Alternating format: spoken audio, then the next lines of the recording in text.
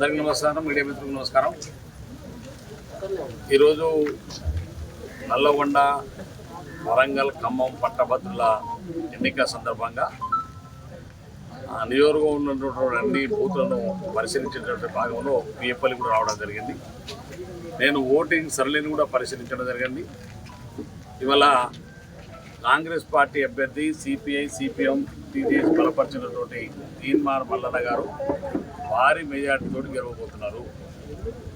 ఇవాళ కాంగ్రెస్ పార్టీ ప్రభుత్వం పట్ల, రేవంత్ రెడ్డి గారి నాయకత్వం పట్ల ఇవాళ నిరుద్యోగ యువకులు, ఉపాధ్యాయుల ఉద్యోగ సంఘాలు, రిటైర్ ఎంప్లాయీస్లు, ఎవరైతే గ్రాడ్యుయేట్ ఉన్నారో వాళ్ళందరూ కూడా ఈ ప్రభుత్వానికి అండగా నిలబడిపోతున్నారు.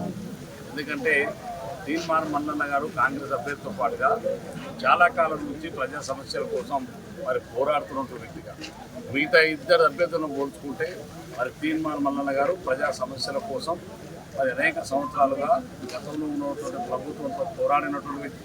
అందుకని వాళ్ళ తీన్మార్ మల్లన్న గారికి మరి గ్రాడ్యుయేట్స్, ఉద్యోగ సంఘాలు, ఉపాధ్యాయులు, రిటైర్డ్ ఉద్యోగస్తులు, నిరుద్యోగ సోదరులు అందరూ కూడా ఇవాళ క్యూలో నిలబడి తీన్మార్ మల్లన్నకు ఓటేస్తున్నటువంటి భావన, ఓటింగ్ ఇస్తాడే పరిస్థితిలో చాలామంది నిరుద్యోగులు లైన్లో ఉన్నప్పుడు కూడా మాట్లాడారు.